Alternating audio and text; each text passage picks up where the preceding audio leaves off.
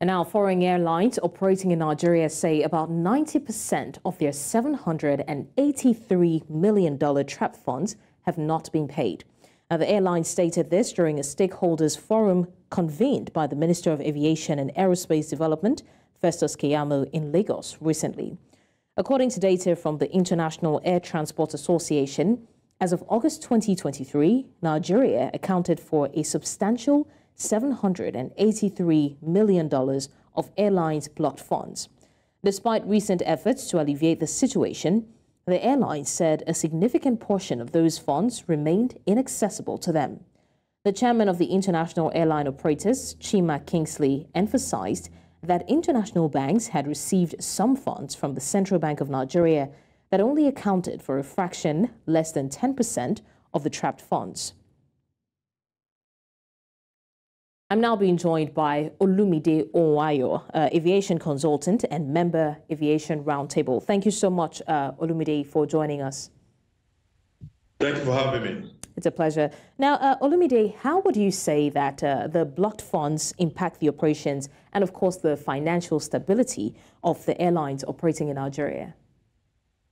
Well, if you ask why Emirates is not open, why Emirates left Nigeria, Emirates left Nigeria because of the blocked funds, and I think the last straw was when they had to pay for aviation fuel there, and the fuel handler refused to accept naira, so they had to be bringing dollar in to pay for the fuel they use for the operations. While they have funds here that are trapped and cannot be converted into dollar into their accounts. So it has a great impact because when you sell tickets and you pay all your taxes, charges, and all other obligations to Nigerian government, the bilateral service agreement states that remainder must be remitted to the home country.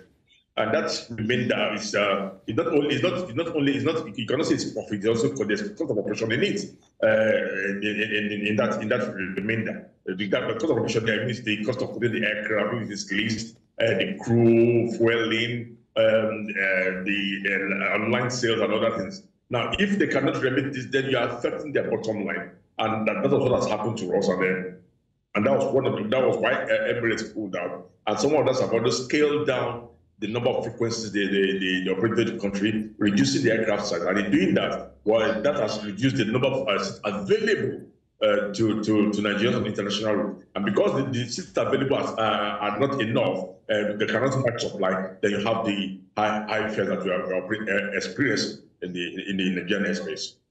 I'm glad you mentioned that, Olumide, because I was going to ask you what challenges international airlines face when it comes to repatriating their funds from Nigeria. But what solutions are there?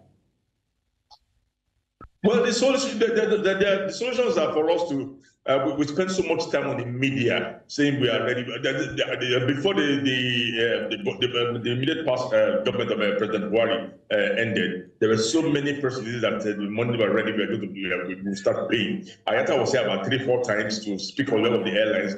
The airlines themselves went to the bank after every meeting with all the promises, and all the promises turned out to have failed. Again, with this new government of President Bola Ahmed Tinubu, the same methodology is being used. You see their officials running straight to the media to say we have said money is not ready. And if you remember, about 2 weeks last week, there was this information that the money for banks and airlines are not ready to be paid. At the end of the day, what they're saying that out of the whole money they got only 10%. Well, you have got the 10%, and I think if that 10% have been paid, what we need to do is to engage the airlines, engage IATA, engage the airlines, and begin to show promises that it will not be like before. Now, if 10% has been paid, if we continue to pay 10% on a monthly basis, then we are sure we're going to clear this backlog before August next year.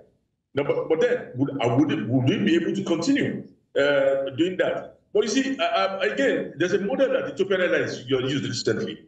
They engaged with Dangote and got some funds from Dangote in Ethiopia, because Dangote has a company there, and Dangote not collected the naira in their account yet. That's kind of change that pattern. Maybe some of the airlines can look at that option. If there's any Nigerian company operating into their country, and see if those such pattern can work. I think it should not be left for only private organizations. I think government organizations who are into business, like NFC and NFC and others, who have business outside Nigeria. Everybody wants that. Nobody wants to. They all have to bring the dollar home. They can look at these options and discuss some of the airlines or in their countries, if they have business there, and see how this trade by barter can work. But you see, by and large, the trade by barter is not a good option, because in the barter services agreement, there's nothing like trade by barter here. What it says clearly is that after payment of all requisite fees, taxes and dues to the federal government of Nigeria, remainder must be remitted, not should be, must be remitted at the official rate. And the official rate here that we use here is either the official one that we used before or the IRE window. Those are the that are recognized. But you see, if we can do that, then we would have solved some of the problems associated with it. All right. I mean, these solutions and options that you did offer are spot on, and they're options that hopefully will be explored. But very quickly, what measures would you say can be implemented to prevent such from happening going forward and to ensure free flow of funds? Yeah, I think what the government has started with looks good. Closing the gap between the black market, the IRE window, and the official rate. Now, if this gap is closed, now you find out that the airlines might probably not even wait for government, because they are all waiting for government because of the official rate, and which was used to sell the ticket, and which is much lower than the black market that is available to everybody. So if you close that window, and the difference between the official rate and the black market is less than 100 naira, people can easily go and source for this dollar rather than wait for government, or discuss with them individuals here and see how this exchange can be made, our organizations.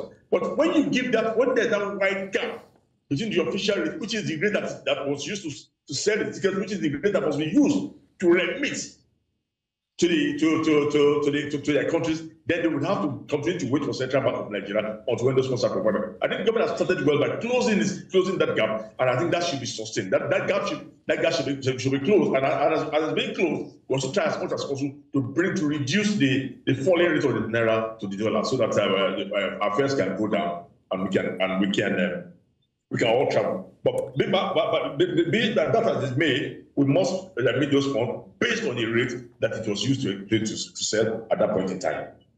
All right. Finally, Mr. Ohunayo, say that we can successfully resolve this issue of trapped funds. What positive impact can it have in the aviation industry in the country at large? Well, for you and I, you know what the cost of the ticket is to Europe.